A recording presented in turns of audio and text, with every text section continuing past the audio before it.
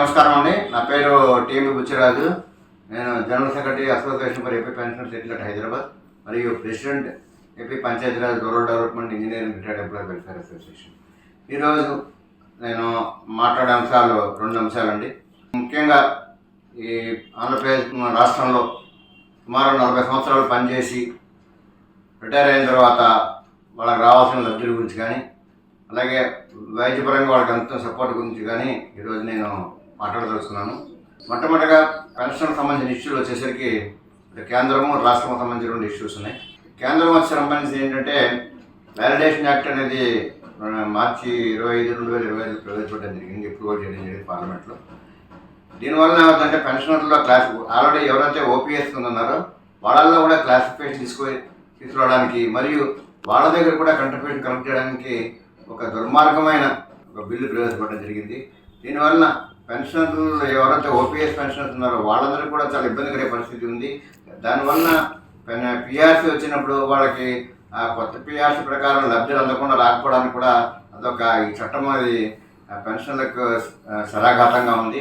కాబట్టి కేంద్ర ప్రభుత్వాన్ని నేను కోరేది ఏంటంటే ఈ గతంలో ఎట్లా ఉందో అట్లాగే ఉంచండి. ఈ వెంటనే వ్యాలిడేషన్ యాక్ట్ని విత్డ్రా చేయాలని కేంద్ర ప్రభుత్వాన్ని కోరుతున్నాం. ఇది పెన్షనర్లకు ఎట్టి పరిస్థితుల్లో ఆమోదయోగ్యం కాదు. అంతేకాకుండా రాజ్యాంగ ప్రకారం నిర్దేశించిన సూత్రాలకు అనుగుణంగా విరుద్ధంగా ఉంది.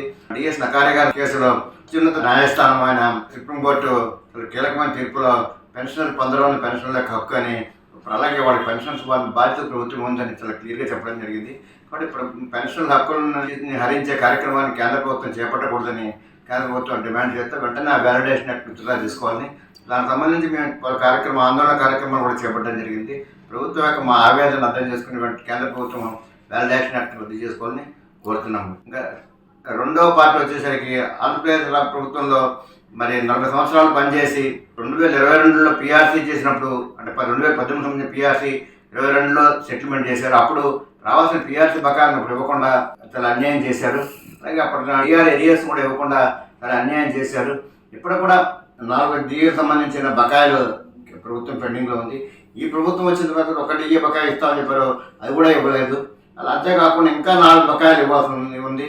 అంటే రాష్ట్ర ప్రభుత్వ ఉద్యోగులకి ఇంకా రిటైర్ అయిన వాళ్ళకి ప్రభుత్వంలో ఉద్యోగులు కానీ రిటైర్ అయిన కానీ సుమారు ఇంకా 9.1% డిఎన్ఎస్ రిలీఫ్ పెండింగ్లో ఉంది.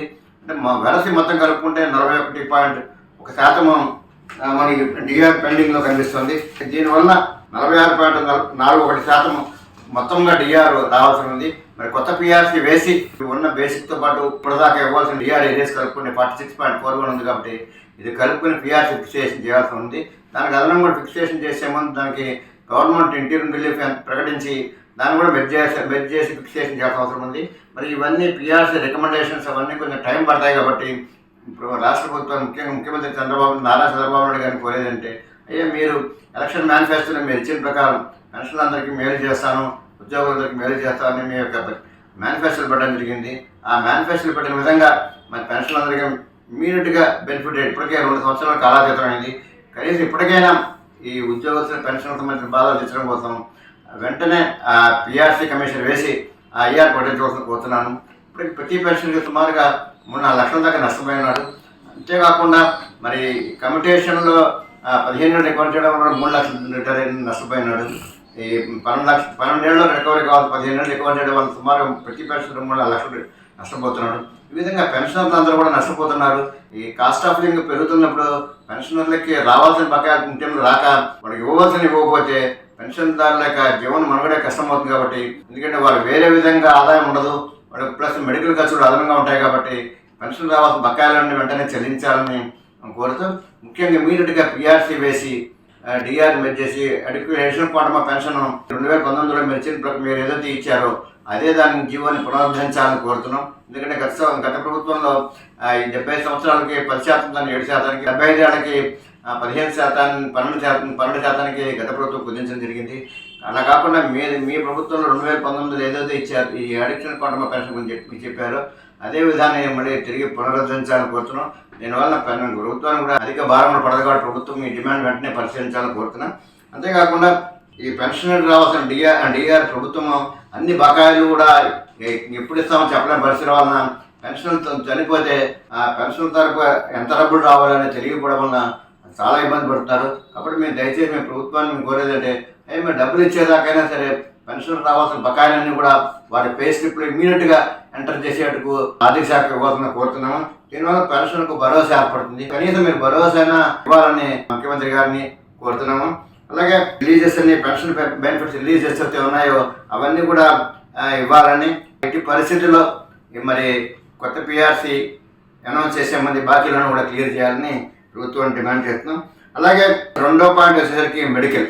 ఈ మెడికల్ అనేది చాలా ఇంపార్టెంట్. ఏదైతే ప్రభుత్వం హెల్త్ కార్డులు ఇచ్చిందో 2 లక్షల వరకునే హెల్త్ కార్డులు అక్కడ పనిచేయట్లేదు. కాబట్టి ఈ సందర్భంలో ప్రభుత్వాన్ని మేము కోరేది అంటే మీరు ఇచ్చిన హెల్త్ కార్డు అక్కడ పనిచేయట్లేదు. మేము కోరేది అంటే ఆల్మోస్ట్ పెన్షన్లు అందరూ కూడా రిటైర్ అయిన తర్వాత ఎక్కువ మంది తరచూ అనారోగ్య పాల్గొనడం వల్ల వైద్య ఖర్చుల నిమిత్తం ఎక్కువ డబ్బులు ఖర్చు పెట్టాల్సిన అవసరం ఉంటుంది. కాబట్టి మీకు ఆదాయం లేకపోతే ఈ వైద్య పెన్షన్లో సగం 40% మేర ఈ వైద్య ఖర్చులకే సరిపోతుంది. కాబట్టి ప్రభుత్వం మేము కోరేదంటే మీరు హెల్త్ కార్డు పనిచేయట్లేదు కాబట్టి ఇప్పుడు మీరు హెల్త్ కార్డు దొరకకుండా 10 లక్షలు హెల్త్ ఇన్సూరెన్స్ కార్డు ఇవ్వాలని వేరే రాష్ట్రాల్లో ఎట్లా ఇస్తున్నారో అట్లాగే మరి గుజరాత్ అట్లాగే ఇస్తున్నారు. వేరే రాష్ట్రాల్లో అట్లా ఇస్తున్నారు. అదే విధానం తెలంగాణ కూడా ఇస్తున్నారు. ఇప్పుడు 10 లక్షల దాకా హెల్త్ కార్డు ఇస్తూ ఉన్నారు. కొన్ని స్టేజ్లో కొంత అన్లిమిటెడ్ కూడా ఇస్తూ ఉంటారు. అప్పుడు ఇవన్నీ హెల్త్ గురించి ఇంపార్టెన్స్ ప్రభుత్వాలు గుర్తిస్తున్నాయి. కాబట్టి పెన్షనర్స్ ఇవ్వాల్సిన న్యాయం చేయాల్సిన అవసరం గుర్తించి 10 లక్షల దాకా కొన్ని రాష్ట్రాల్లో హెల్త్ కార్డు ఇవ్వడం జరుగుతుంది. దయచేసి మన రాష్ట్రంలో కూడా మన ఆరోగ్య ఆంధ్రప్రదేశ్ కావాలంటే పెన్షన్ అందరికి కూడా కనీసం 10 లక్షల రూపాయలతో హెల్త్ కార్డు ఉండేట్టుగా హెల్త్ కార్డుని ఇష్యూ చేయాలని, అలాగే ఇప్పుడు ఏదైతే హెల్త్ ప్యాకేజెస్ ఉన్నాయి ఇవన్నీ కూడా పురాతనంగా ఉన్నాయి, లేటెస్ట్ టెక్నాలజీకి లింక్ లేకుండా ఉన్నాయి. కాబట్టి ఇప్పుడు ఈనాడు హాస్పిటల్కి వెళ్తే లేటెస్ట్ టెక్నాలజీ ట్రీట్మెంట్ చేసుకోవాలి పరిస్థితి ఉంటుంది. కాబట్టి తప్పకుండా ప్యాకేజెస్ కూడా ఇన్నోవేటివ్ ప్యాకేజెస్ మనం ప్రకటించాల్సిన అవసరం ఉంటుంది. ఇన్నోవేటివ్ ప్యాకేజెస్ హెల్త్ ప్యాకేజెస్ని జోడించి మాకు 10 లక్షల రూపాయలు హెల్త్ ఇన్సూరెన్స్ కార్డు ఇవ్వాలని డిమాండ్ చేస్తున్నాం. ఈ విషయంలో ఉప ముఖ్యమంత్రి గారు కానీ, వైద్య శాఖ మంత్రులు కానీ, మరియు ఆర్థిక శాఖ మంత్రులు కనీసం పెన్షన్ పట్ల దయచేసి పెన్షన్లకు న్యాయం చేయాలని కోరుతున్నాము.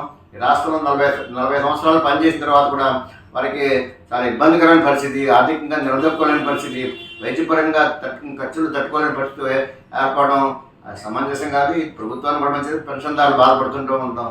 ప్రభుత్వానికి కూడా మంచిది కాదు. కాబట్టి మరి ప్రభుత్వం వెంటనే వారికి కావాల్సిన బకాయిలను 2 వైద్యాలకు సంబంధించిన 2 విషయాల మీద వెంటనే చర్య తీసుకుని పెన్షన్దారులకు న్యాయం చేయాలని కోరుచున్నాం.